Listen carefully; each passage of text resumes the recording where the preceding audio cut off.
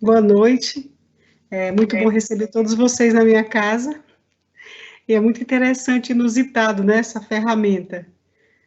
Nesse momento tão único na nossa história, de repente criar pontes por um meio tão distante, né, e de repente estarmos tão perto. Hoje eu recebi notícias de Friburgo, Fortaleza, Recife, pessoas de lugares do Brasil que eu já trabalhei, que eu já visitei, do Sul, que disseram que iriam estar comigo essa noite. Isso, assim, é uma imaginação bem interessante da gente fazer.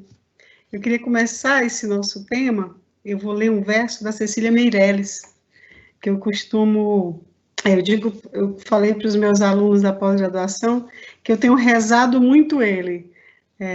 Às vezes eu rezo poesia. Renova-te, renasce em ti mesmo.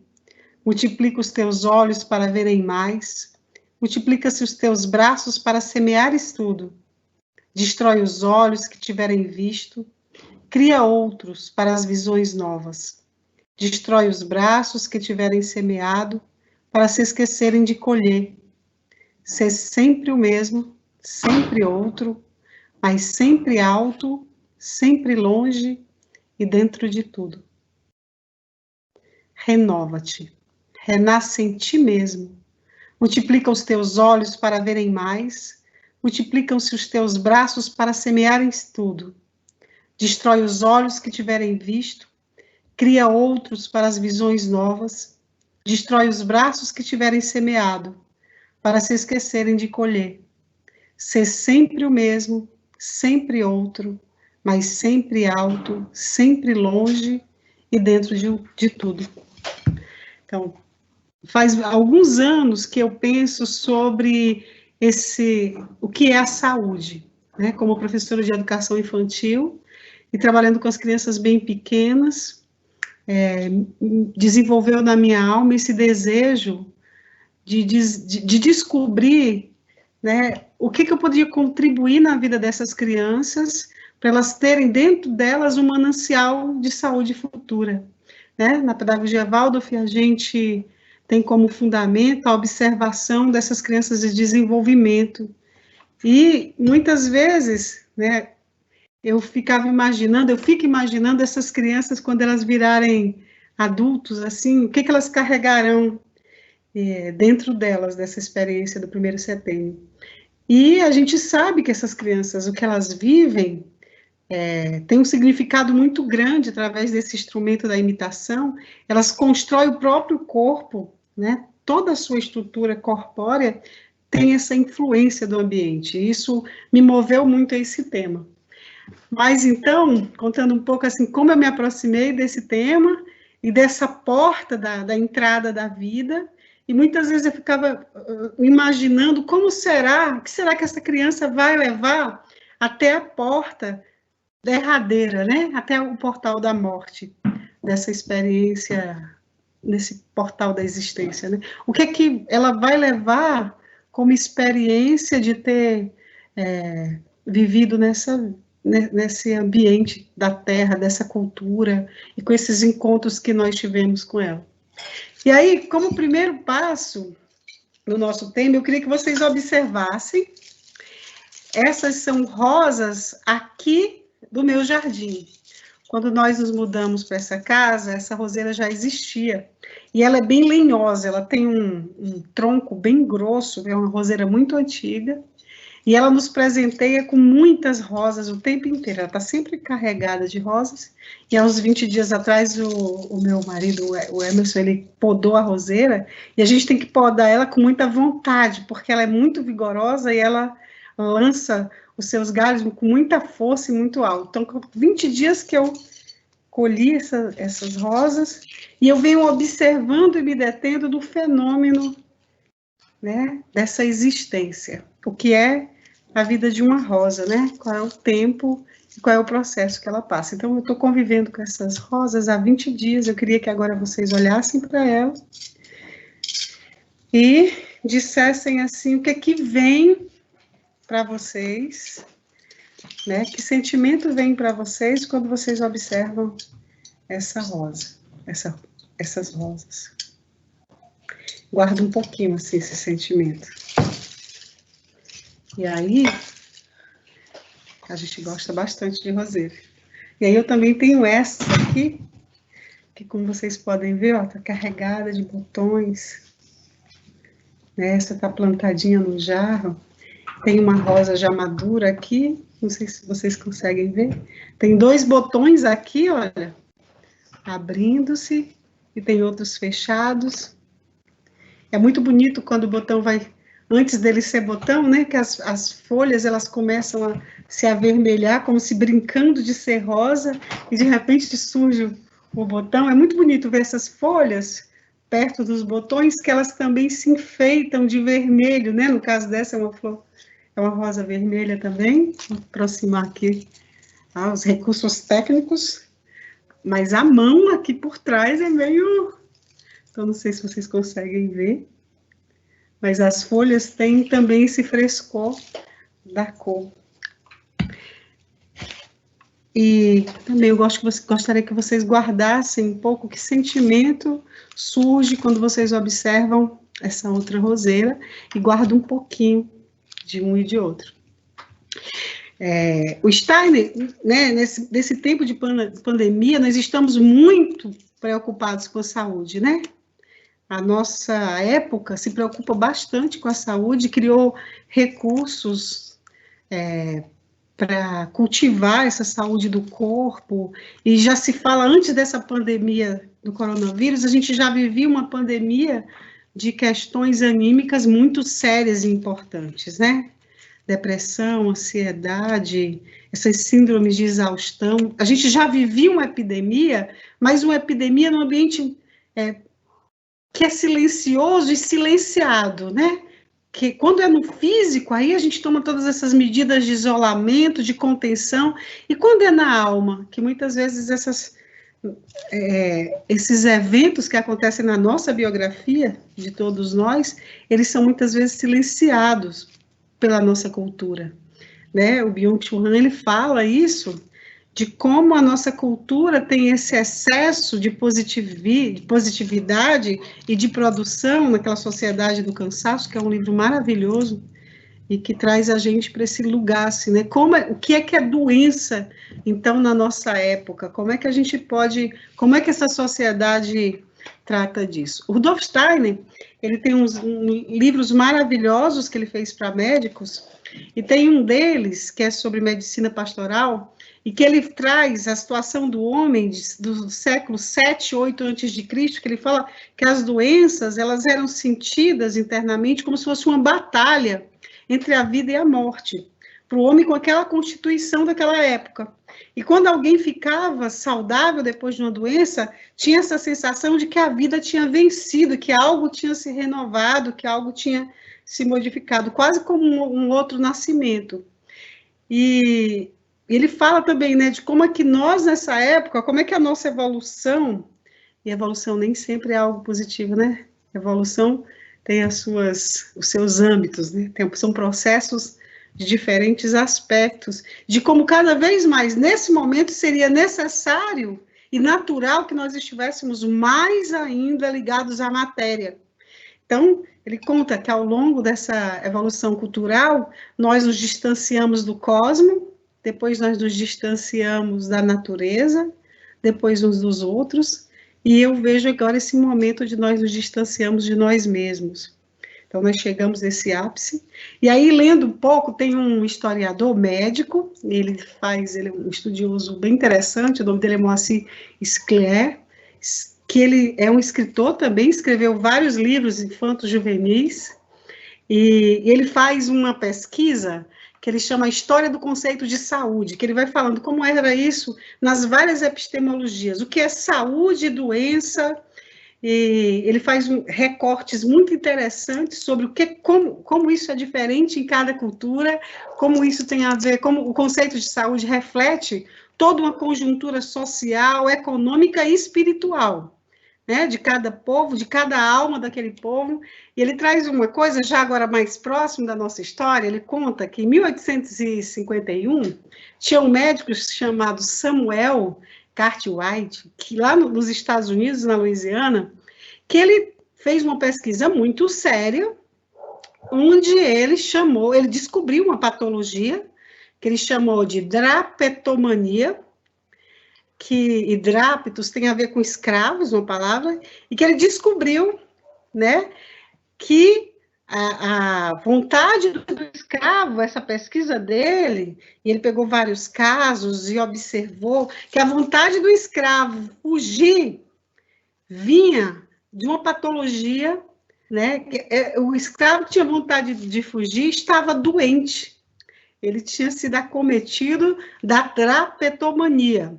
Ainda tinha uma outra doença que ele tinha chegado, que era a disestesia etiópica, que era a desmotivação do escravo em trabalhar para o seu senhor. E aí a gente fica pensando, né? Como é que a gente, se fosse hoje, como nós receberíamos esses dois diagnósticos, né? A vontade da liberdade, ser considerada uma doença, e a desmotivação em trabalhar para o senhor ser considerado uma doença. Nos dois casos, esse senhor, o doutor Samuel, ele indica a chibata como terapia, né? Isso para a gente parece bem chocante, mas se a gente imaginar as doenças do nosso tempo ligadas ao trabalho, às síndromes, né, de exaustão completa, a gente também pode fazer um pouquinho dessa aproximação desses conceitos. E aí, agora, um pouco mais recente, então, já se foi perguntando muito esse paradigma, né, da saúde. O que representa a saúde? Durante muito tempo, a patologênese, estudo das doenças, foi um axioma gigantesco, assim, saber desenvolver métodos de compreensão do que é a doença, de como evitar a doença, essa negação da doença e também da morte, foram paradigmas absolutos na relação do homem e da sociedade. E isso, por exemplo, para a nossa epistemologia eurocentrista, é bem interessante a gente observar, por exemplo, a nossa relação com a morte. Eu vejo mães, às vezes, marcando conversas comigo, porque as crianças chegaram em casa falando que vão morrer.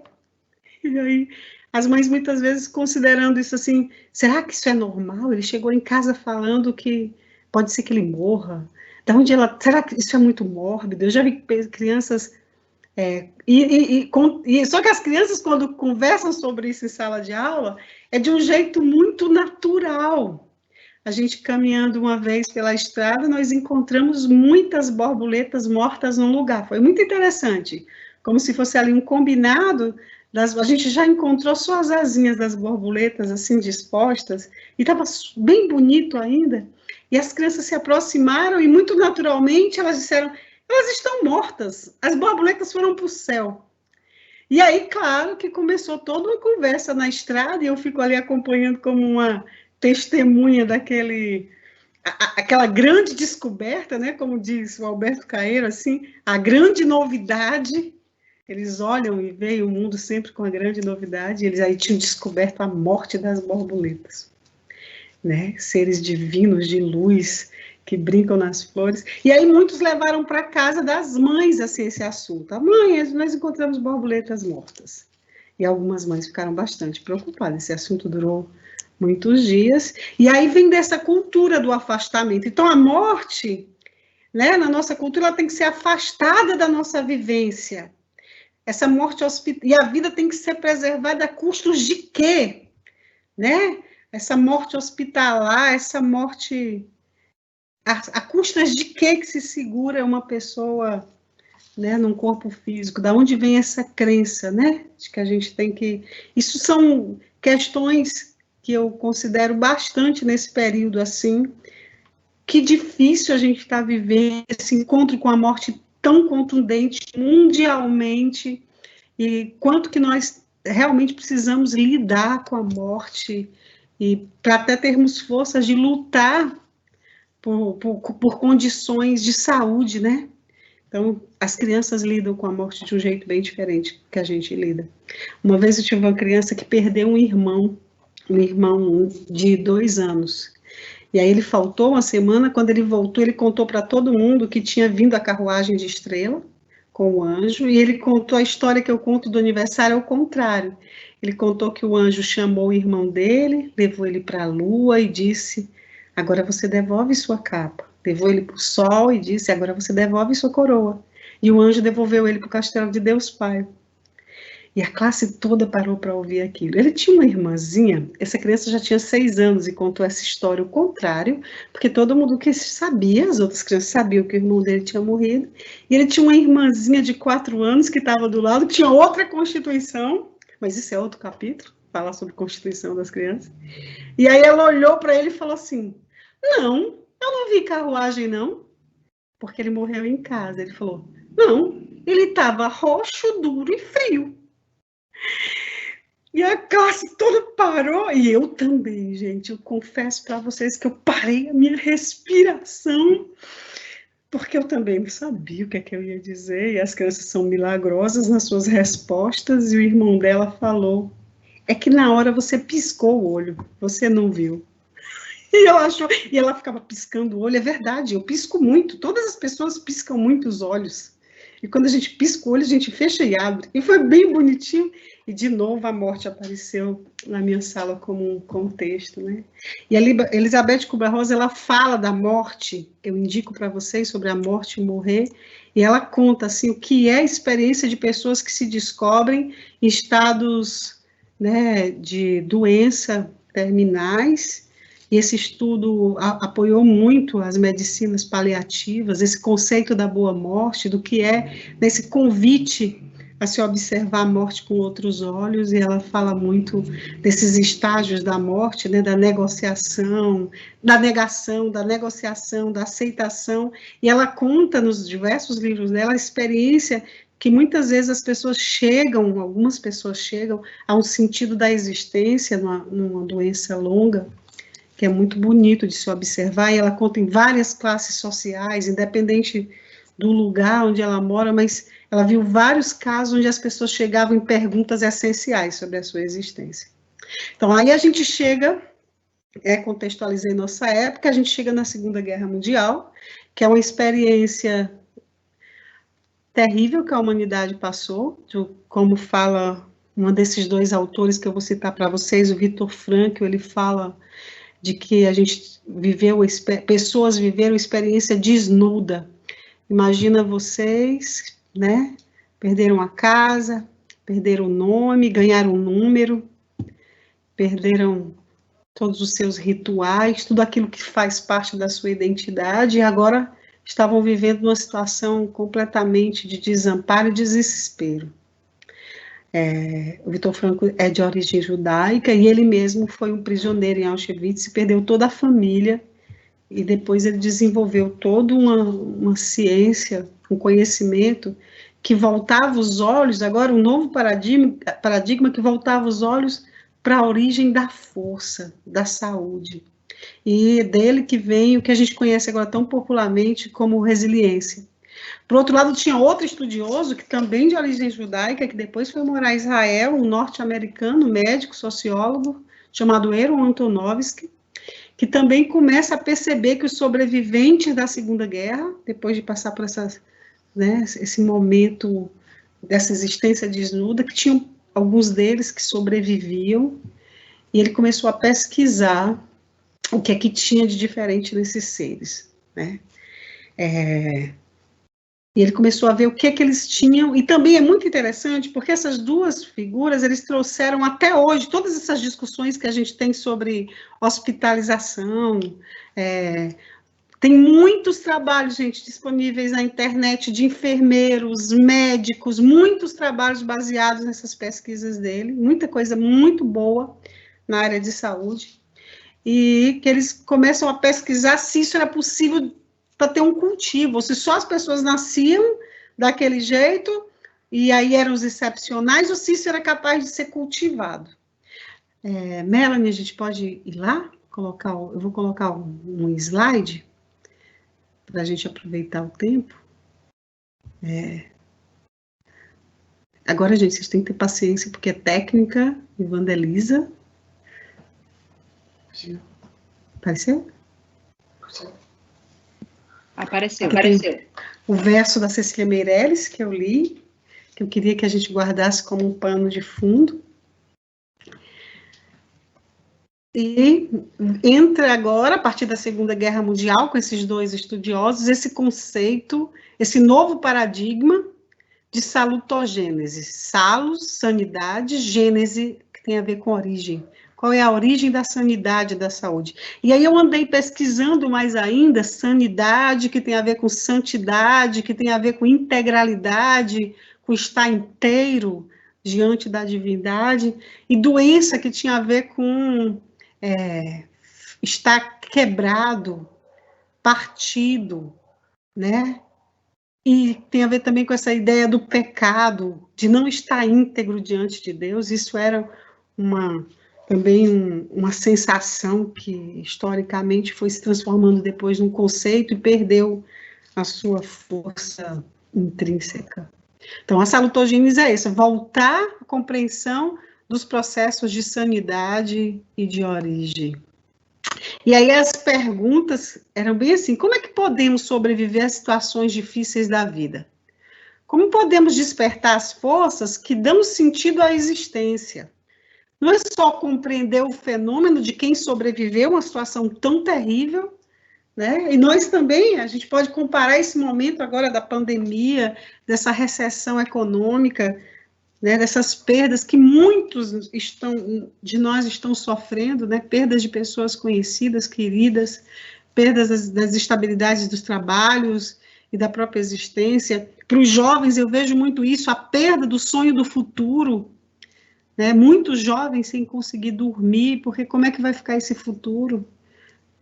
E isso tudo a gente também, de certa forma, a gente está vivendo, né, e dependendo da classe social, vivendo com esse drama existencial real. Então, eles tinham essa pergunta: como que a gente pode sobreviver a situações difíceis? Eles influenciaram, eu coloquei assim, que agora a gente está ouvindo tanto falar sobre a OMS, né? E eles influenciaram o trabalho dos dois, do Aaron Antonovsky, bem fortemente, influenciaram até esse conceito de saúde que a Organização Mundial de Saúde tem atualmente, que define saúde não mais ligada só à permanência do corpo físico, dos seus processos fisiológicos sadios, mas isso foi ampliado. É muito marcante para a nossa epistemologia, para a nossa cultura, esse trabalho deles. Eu quero deixar assim, bem claro assim, que esse é um recorte de um jeito de ver, né? É bem importante, não é o único jeito de se trabalhar com a origem da saúde, mas é um recorte que teve uma importância significativa na nossa história mundial. Então, a partir do trabalho deles, esse conceito de saúde se ampliou, um estado de completo bem-estar físico, mental e social, e não somente a ausência de afecções e enfermidades. Também se viu que não adiantava só ser um estado de bem-estar pessoal, mas que isso também é um direito social inerente à condição de cidadania, que deve ser assegurado sem distinção de raça, de religião, de ideologia política ou de condições socioeconômicas. A saúde, assim apresentada como um valor coletivo e um bem de todos. Isso traz uma amplitude de entendimento do que é saúde, né? E junta as várias áreas de compreensão desse estado de saúde, né? A sociologia, a história, a filosofia, a psicologia, a medicina, a educação. Então, as várias áreas de compreensão da vida humana, da cultura humana, fazendo parte desse núcleo do que é um ser humano saudável. Então, aqui é o Aaron Antonovsky, esse médico sociólogo, que cunhou esse termo em 1968, e ele capturou esse conceito emergente da salutogênese, né? Por que algumas pessoas são capazes de evitar a doença e manter-se bem, mesmo sob extremo estresse. E aí ele trouxe esse pensamento, assim, o que é o estresse? O estresse é uma resposta, e a gente está bem habituado a falar: estou estressado, me estressei ontem, aquela pessoa me estressa. Então, o estresse é esse resultado de tensão que nós podemos chegar, onde o nosso corpo, a nossa alma e o nosso espírito, eles são convocados a uma resposta a essa tensão, tá? E aí, o que ele observou é que tem pessoas que o que acontece como resposta do estresse leva a uma quebra, um break, e a doença, e aí isso são as origens lá das doenças, a patogênese, e tem pessoas que os estados de tensão e estresse, eles trazem uma força de superação, saúde, que leva à salutogênese. Mas isso podia ficar bem ruim se fosse só assim, existe um grupo de pessoas que vão resistir, e existe um grupo de pessoas que vão morrer. Isso fica muito limitado e muito jogado ao destino. E ele fala, não é assim que tem um grupo, não é uma seleção de fortes e fracos, mas é como nós, como cultura, como cidadãos, como é que a gente pode formar um novo pensamento que desemboque na cultura da comunidade, para que a gente possa trazer um novo paradigma, né, um outro pensamento. E aí ele fala, de acordo com Antonovsky, mesmo quando uma pessoa se considera saudável, ela pode apresentar algum grau de componente patológico. Aquela que se considera doente pode ter um certo grau de saúde enquanto viver. A questão não é classificar esse ser humano como saudável ou doente, mas compreender o seu posicionamento, suas variações nesse contínuo saúde e doença, né? Como um processo onde saúde e doença são polaridades que se intercomunicam. E ele falava muito disso para criar uma coxa de consciência, para criar um tecido de consciência, e que, através desse amplo conceito de saúde, a gente pudesse apoiar, né, apoiar-se mutualmente.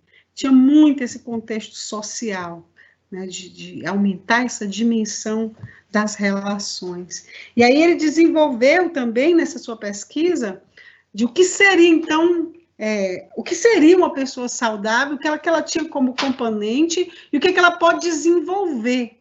E aí ele chega em 3 pontos principais do pensamento, que é a compreensão, manejo e significado. Uma pessoa que consegue constituir dentro de si uma força de compreensão, uma força de manejo e significado, ela pode aurir de si mesmo e com o apoio do ambiente, ela pode aurir essa nova compreensão da vida, né? Essa nova visão da existência.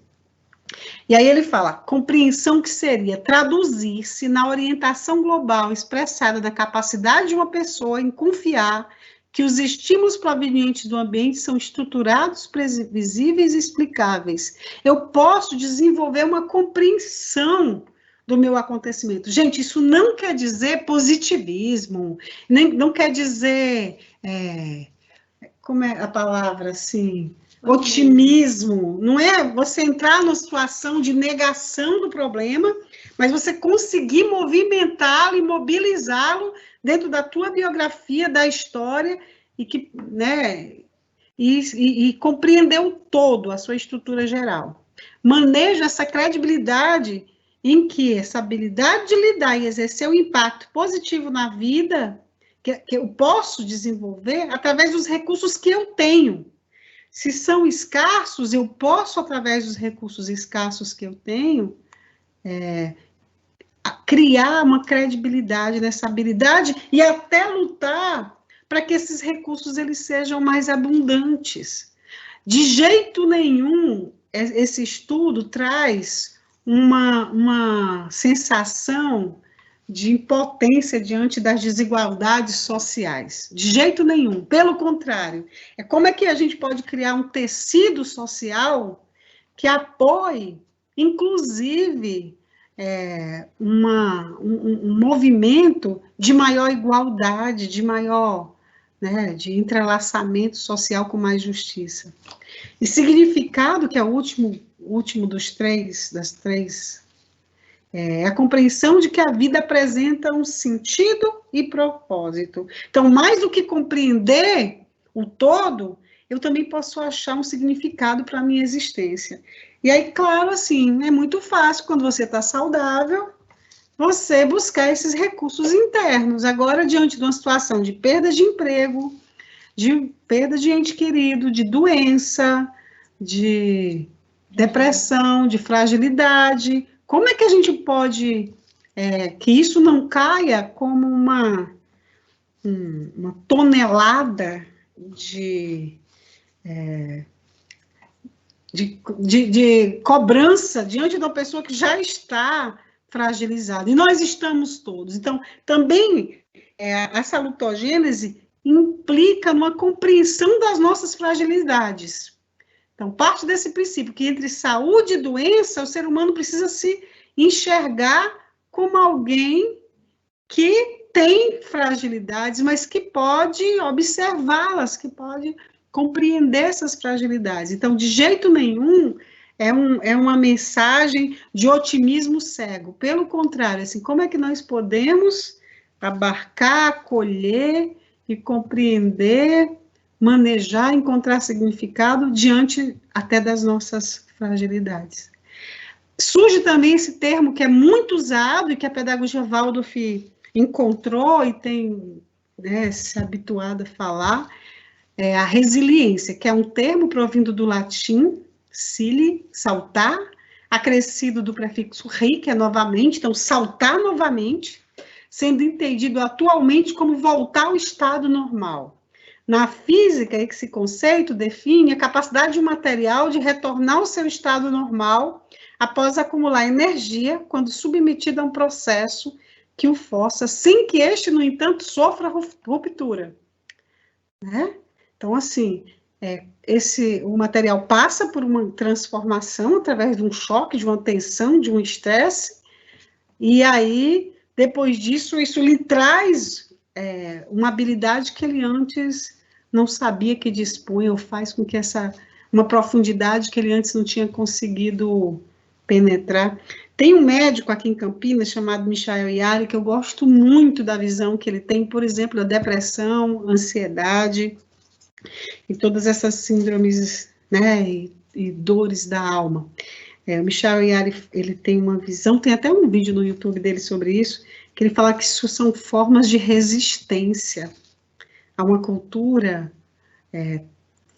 tão rápida, e fluida e líquida, que hoje tem que ser muito corajoso para paralisar-se e penetrar nessas forças, né, nessas sombras da alma. A cultura, ela não prioriza que a gente pare e se aprofunde nas próprias sombras. E aí vem a depressão, a ansiedade, como uma resistência do eu à sua diminuição, a diminuição da sua potência espiritual. É muito bonito, eu indico para vocês, assim, Michael Yari, é uma visão que também desloca, né, de que deve ser ignorado, mas sim, ou deve ser julgado como alguém fraco, como alguém que não suportou a normalidade da vida, não, mas como alguém que, por força do seu eu, foi capaz de penetrar nessas cavernas, né, que a alma carrega.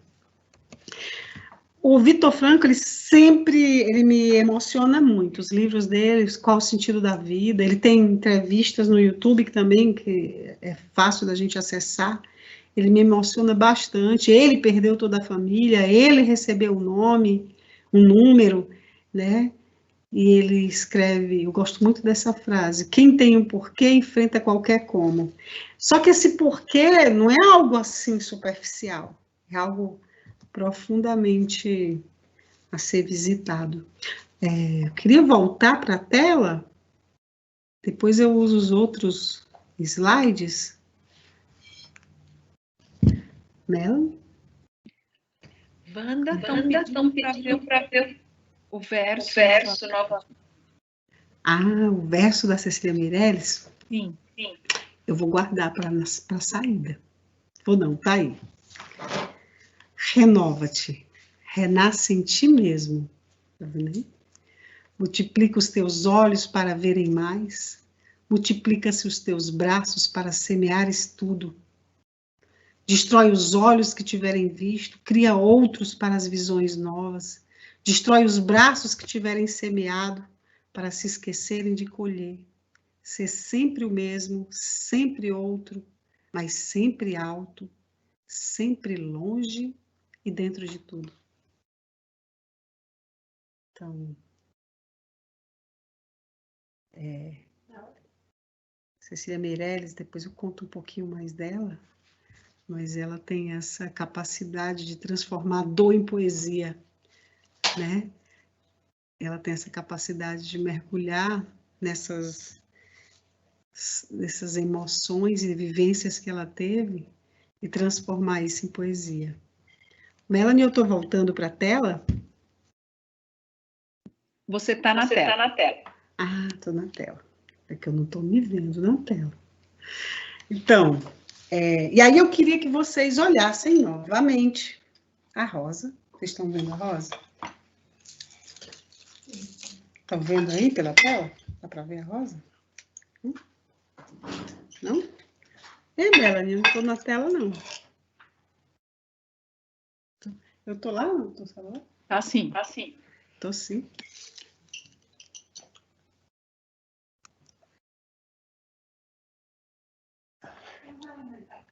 Eu estou sim, aqui. Então, eu estou. A técnica aqui presente, Melanie, sabe que eu tenho muitos filhos, gente, 4, para eu ter sempre uma plateia. Então, eu tenho uns filhos aqui assistindo, ó, e eles ficam me dando algumas dicas técnicas no ar. Então, é uma coisa que eu indico para vocês. Tenham muitos filhos. 4 é uma medida interessante. Aqui, ó, tem toda essa assessoria técnica em volta. Então, desde a imagem, o cabelo, a lei, então, aqui eu estou resguardada para uma equipe técnica que conhece todas as minhas fraquezas, isso é muito bom também. Então, mas eu quero que vocês olhem para a rosa novamente, observem esse processo e pensem no que vocês pensam, né? Qual foi a primeira impressão que vocês olharam essa rosa?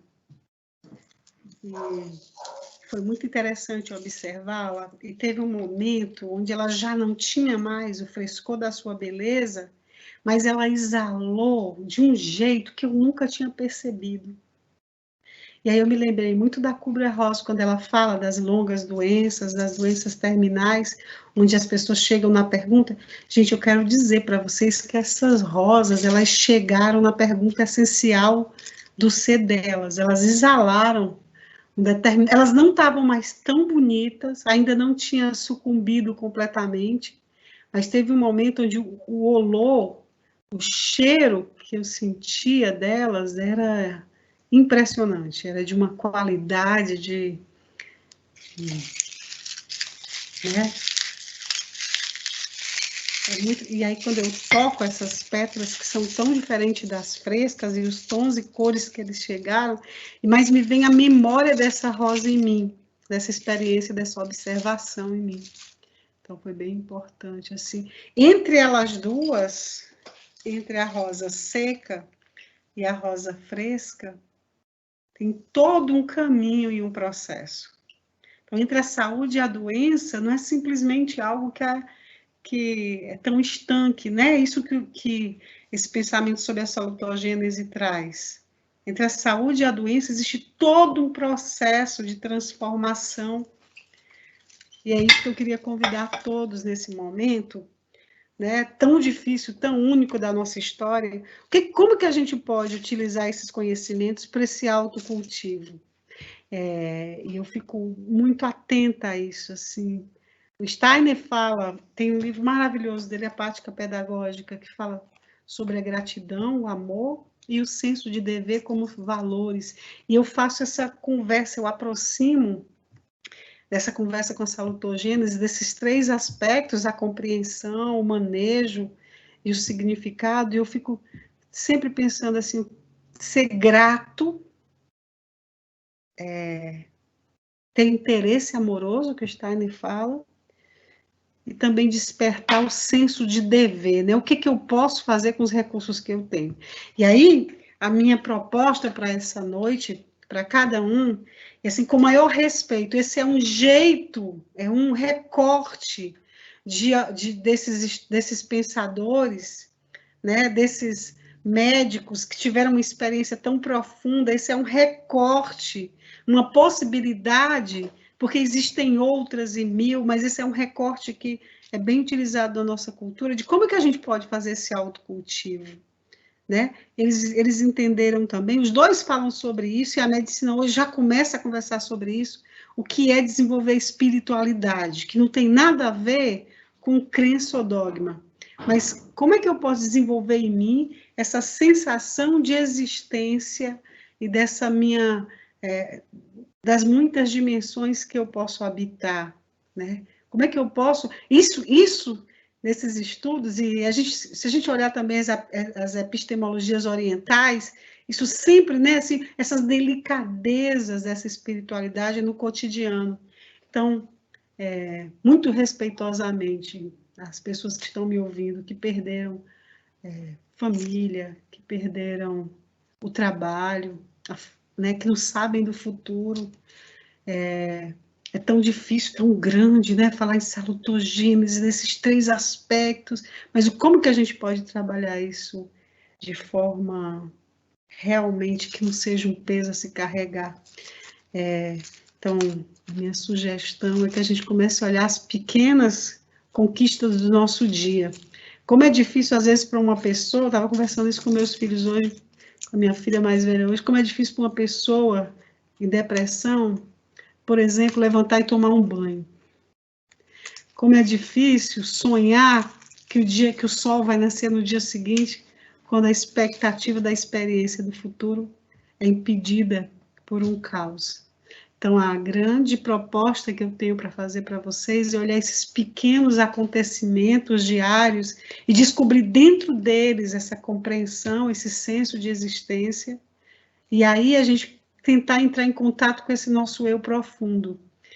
Não é grande, a tarefa pode ser grande num momento de fragilidade, mas como é que eu posso descobrir no meu dia a dia os pequenos milagres, né? Como é que eu posso reativar a minha confiança, a minha força numa espiritualidade?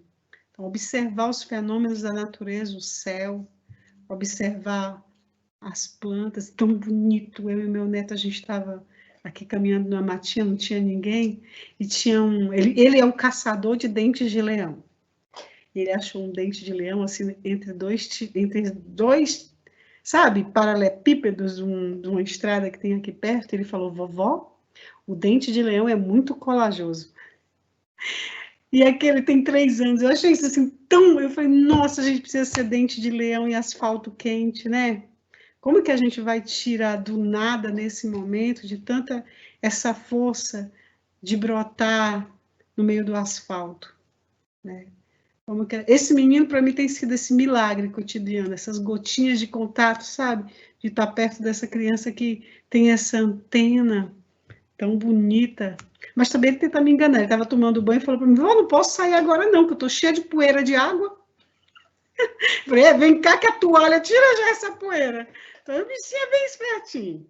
Mas é tão bonito assim, o que é essa força de um dente de leão nascendo. Esse pequeno milagre, esse pequeno cotidiano, conseguir tomar um banho, agradecer, essa coragem de viver o cotidiano. Eu tenho dito para as minhas alunas da pós, hoje em dia a gente tem que observar o cotidiano como excepcional.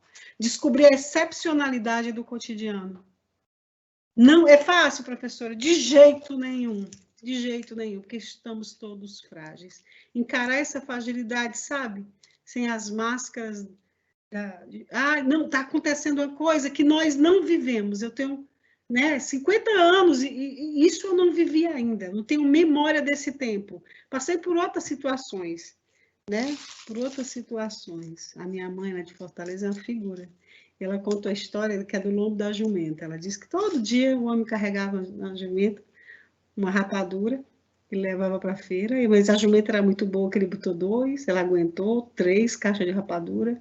Um dia botou 10 caixas de rapadura e a jumenta quebrou o espinhaço. Ele falou: nossa, eu achava que essa jumenta era tão forte.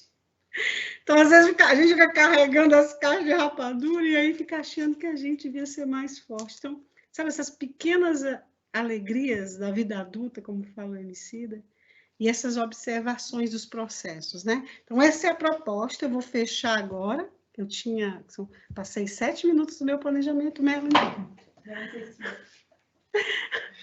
Então, eu queria deixar essa proposta, né? Como que a gente pode tirar a saúde das pequenas alegrias do cotidiano? Como que a gente pode tirar a saúde? Porque nesse momento forçar a ter esperança não vai rolar. Né? Acreditar que vai tudo voltar à normalidade. O que é normalidade? Né? Encarar a fragilidade, tentar buscar novos recursos, que no começo pode ser discursivo, mas a exigência que a gente pode fazer de transformar esse discurso em realidade, também praticar um pouquinho essa oração, né? Repetir palavras, os mantras são isso, palavras que a gente repete até se transformar em realidade.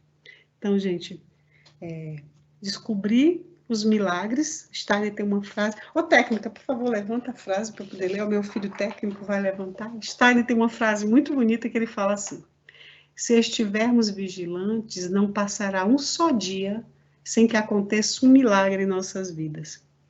Todos os dias acontecem milagres. Só que milagre é uma coisa muito grande, né? A gente considera o milagre muito distante. Só para os santos, para os sãos, para os saudáveis. Então, como é que a gente pode aproximar o milagre da gente? Então, fica esse convite. Né? Conseguir tomar um banho. Comer quando tem tanta gente com dificuldade agora. Né? Encontrar um amigo por uma tela. Encontrar parceiros que você não sabia que podiam ser tão fecundas as parcerias. Então, são pequenas. A convivência doméstica, né? Quantas pessoas nesse momento estão tendo a coragem de separar. De se separar. Tem muitas notícias de pessoas que estão se separando nesse momento, porque é um momento de exigência, não dá mais para... Isso é um milagre também, gente, a coragem de tomar um ato de modificação do destino. É um momento muito... Nós vivemos um dos momentos mais frutíferos e mais dolorosos da humanidade. Perguntas, querida Melanie, Maria do Carmo? Eu sei que eu não vou responder todas as perguntas, mas eu posso conversar alguma coisa que tiver por aí. E aí, Melanie? Veja ali, Wanda. Onde é que eu vejo? A porta aqui no... Vamos lá. Tem gente dizendo que está grata pelo encontro. Tá na Escola Valdo Candé. Deixa eu ver. Ah, achei. O nome do livro sobre a gratidão. Que fala a prática pedagógica. É isso? Obrigada. Deixa eu ver aqui que eu consigo. Mais recente.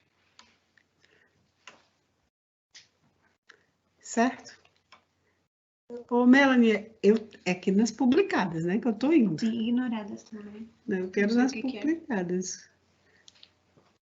Publicadas. Já toquei nas publicadas. Ave Maria, Melanie. Só estou chegando aqui, coisa boa. Alegria pelo encontro. Ave Maria, cadê as perguntas? Me faz aí, Melanie, que eu não estou achando, não. Me faz. Gente, tem um problema entre a máquina e a pessoa, que é o dedo. Eu já falei isso na reunião. O meu dedo ele não é obediente, graças a Deus. Nem meu dedo é obediente. Eu posso subverter até pensamentos. Ô, Melanie, tu não quer me fazer a pergunta, não? São mais colocações do que perguntas. Vai rolando para cima, Wanda. Ai, meu Deus do céu. Deixa eu rolar para cima. Eita, pau. Cara, vamos lá com a seta. E a técnica aqui me falou para usar seta, deu certo. Renova-te, tem aqui. Sobrenome do médico? Viktor Frankl. Tem lá. Tem muita gente muito legal. Viktor Frankl está aí. O sentido da vida.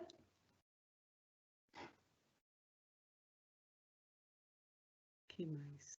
Encaminhar a bibliografia. Posso, eu ia fazer a bibliografia, Mas eu posso mandar, né, Melanie? Vou mandar direitinho o nome dos livros, onde eu pesquisei. O do Aaron Tonovsky, que eu não achei nenhum livro em português, então tem um livro dele muito bom em inglês, que fala sobre o senso de coerência.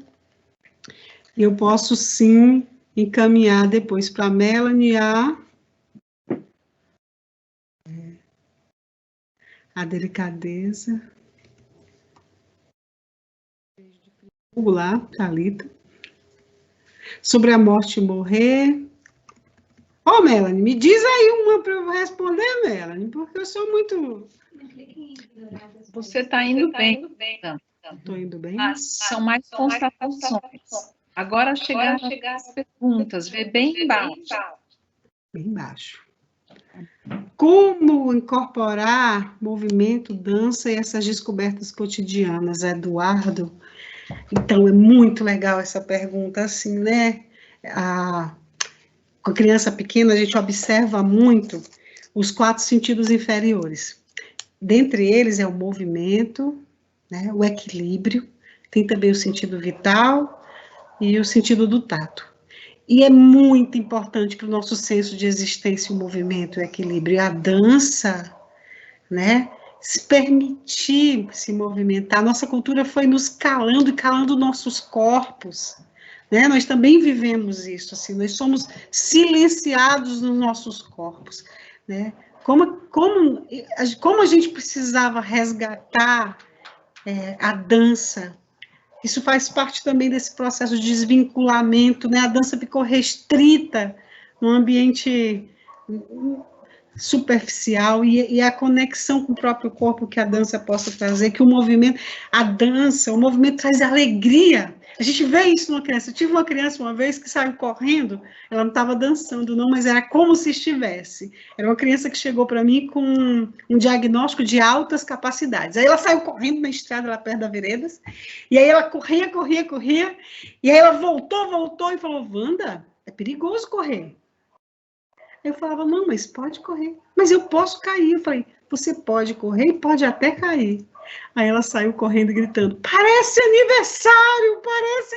Então, imagina, movimentar, dançar, correr, dar uma alegria de existência. Essa criança, nunca vou esquecer isso, Enzo. Parece aniversário, né? Você se movimentar traz essa felicidade de estar. A morte quando a criança chega aos 9 anos. Então, a morte, esse ponto de vista da morte também eu vou ser muito cuidadosa, porque a gente está vivendo uma situação de morte agora, nesse momento, que seria muito interessante se todo mundo estivesse morrendo com condições de viver, né? Muitas vezes o que acontece é que não tem não tem condição da promoção da vida, e aí acontece a morte. Então, fica super difícil como é que isso se dá. Mas eu vou dizer uma frase que eu queria muito ser compreendida assim no que eu vou falar, mas a morte não é a pior coisa que pode acontecer, não. Né? É sofrido quando essa morte acontece onde a vida não teve a promoção, onde a vida não pôde brotar, porque não foi feita essa teia de apoio, sabe, da origem da saúde, quando nem a origem da saúde pôde brotar, né?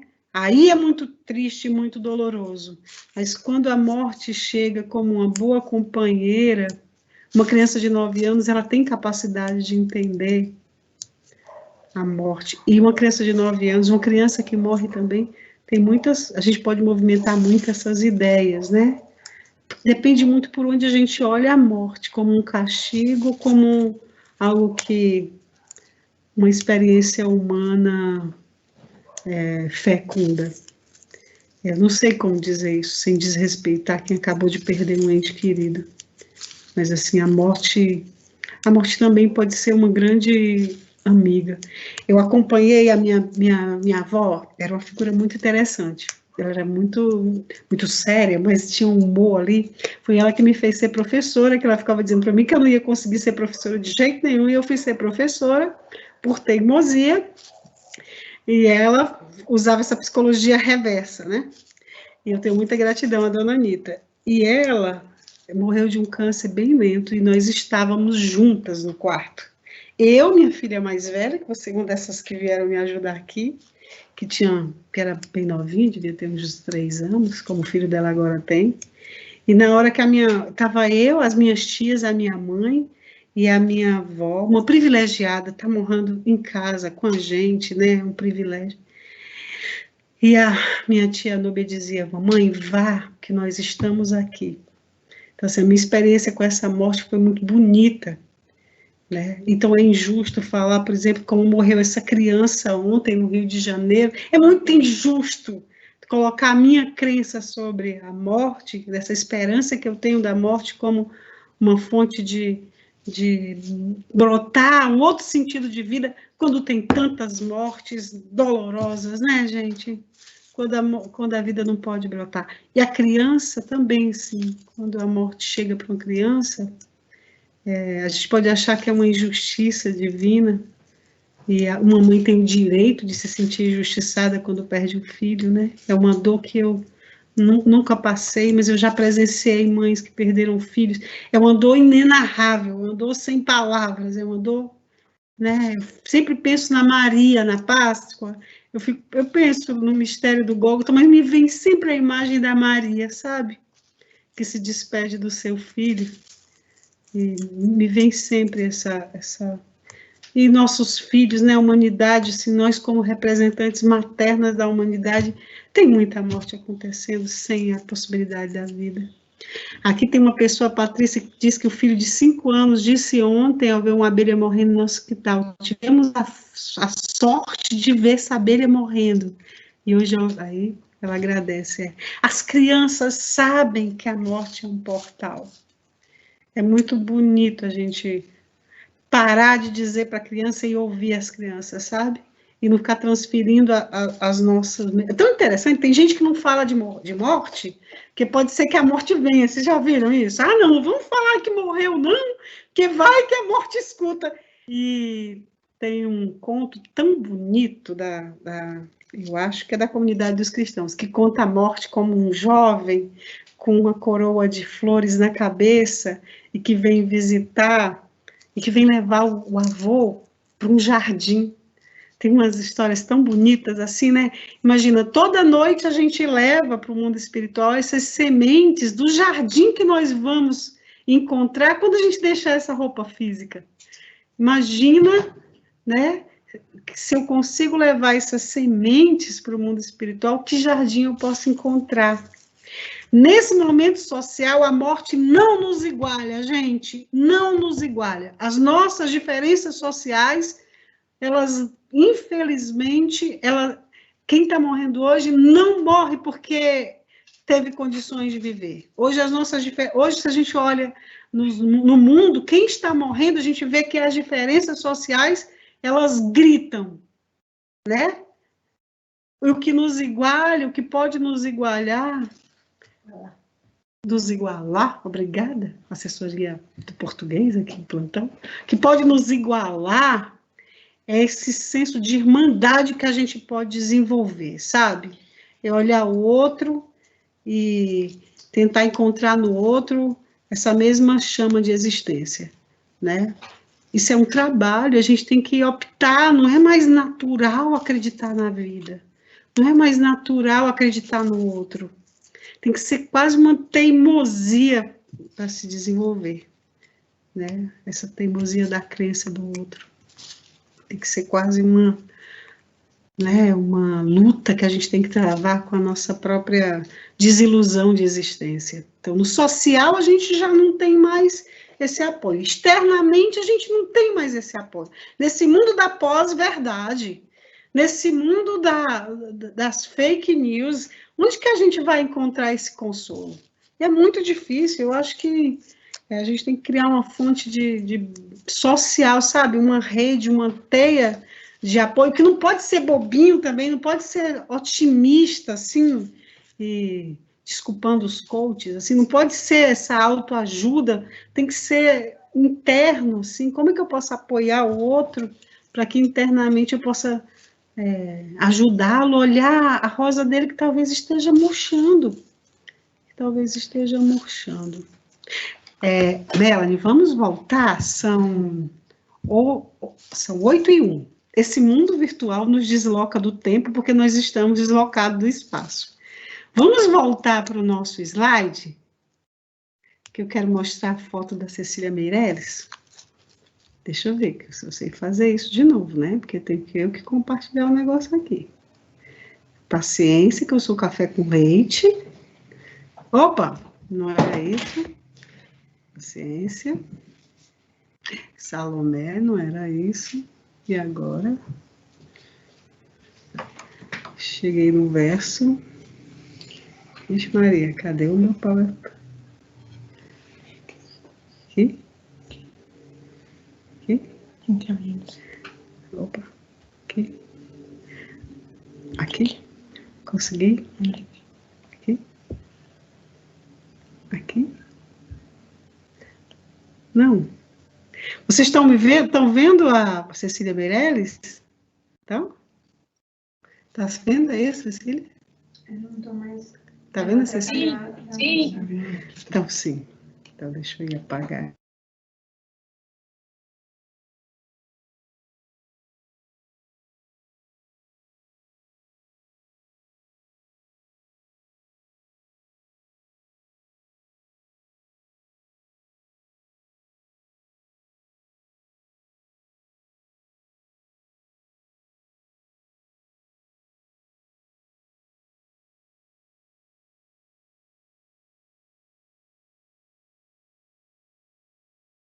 Melanie, você precisa ligar o seu microfone, querida. Obrigada. Boa noite a todos. A Wanda deve ter tido algum problema na hora de colocar a imagem compartilhada. E vamos aguardar, ela deve voltar em breve. Só um momentinho, por favor.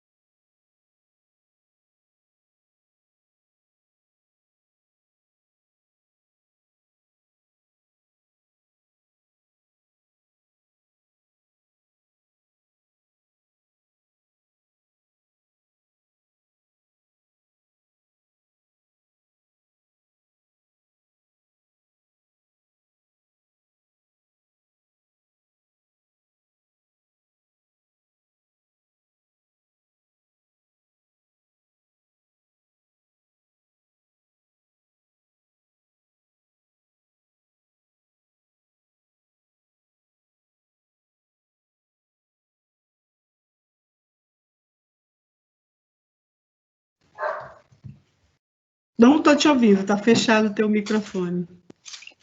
Ui, isso que eu ia falar para clicar. Vocês estão me ouvindo? Muito bem, Wanda, muito bem. Muito obrigada. Então, eu queria... né?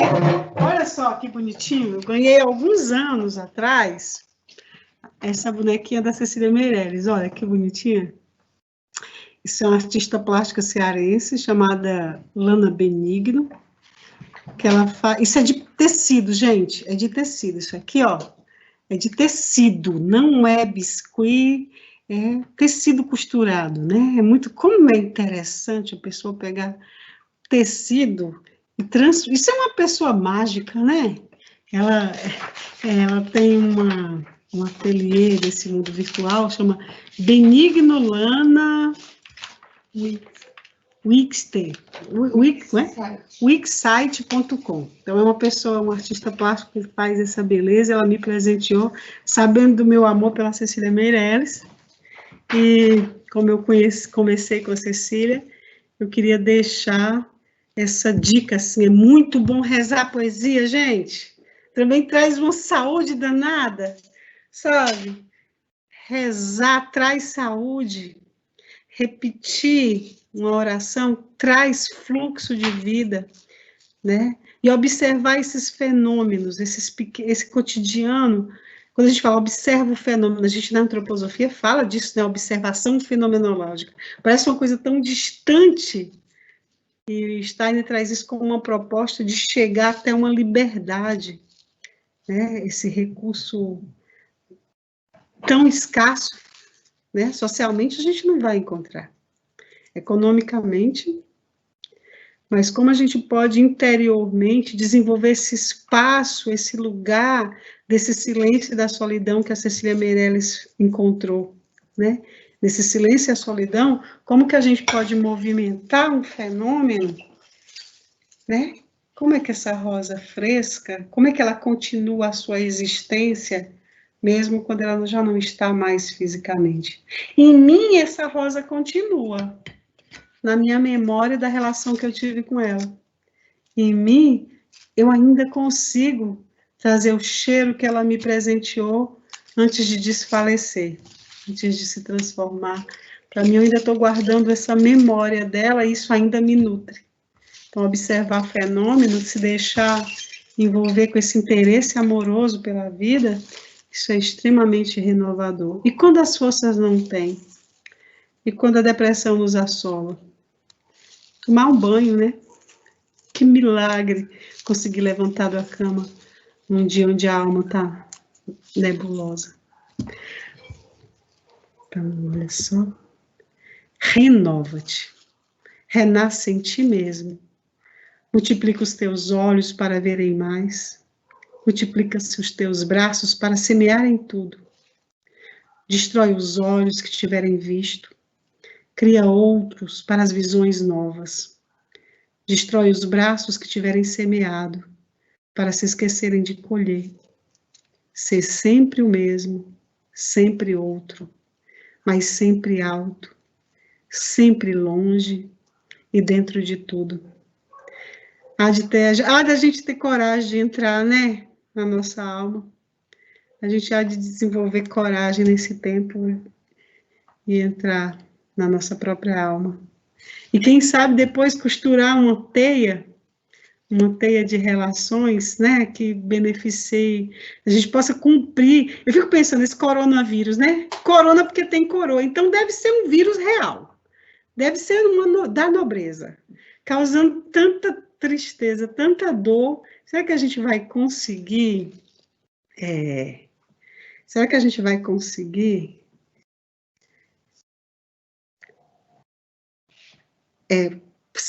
vencer essa tarefa? Será que a gente vai conseguir passar por essa prova? Uma musiquinha! Olha, Melanie, nossa tertúlia.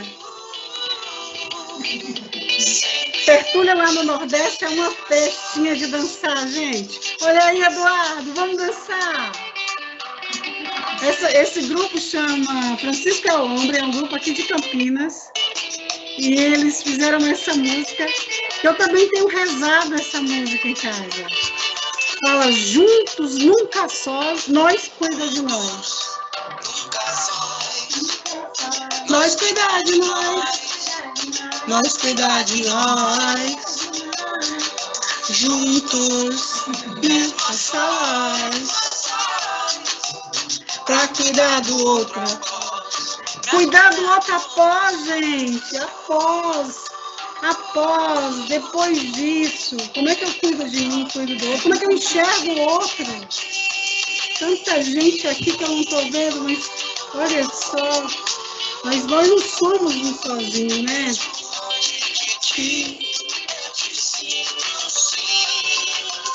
Juntos, nunca sós, nós cuidar de nós. Nós cuidar de nós. Ó, alta tecnologia. Pega o celular, bota do lado e deixa. Melanie, querida, alguma coisa? Mesmo de longe, eu aí, você aqui.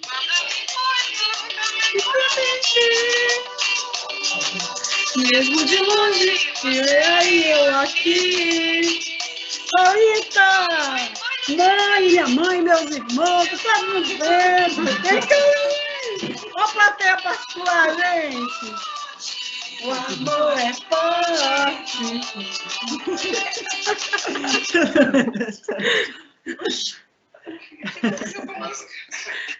E agora, bem seriamente, na minha série. Alguma pergunta, Melanie? A gente pode encerrar o nosso encontro. Rir também é muito bom, né? Só não pode rir do outro, tem que rir junto. Né? Como é que a gente... Humor e amor é tão parecido, né, gente? Humor e amor é tão parecido. Ô, Melanie, e agora? Agradecemos e nos despedimos, né, Wanda? Você já tem a plateia aí, agradeça e nos vamos. Obrigada, Wanda. Boa noite. Obrigada, Boa noite a todos. Boa noite a todos. Obrigada pela participação. Obrigada, gente. Agora tem que apertar o dedo para sair. Tchau, gente.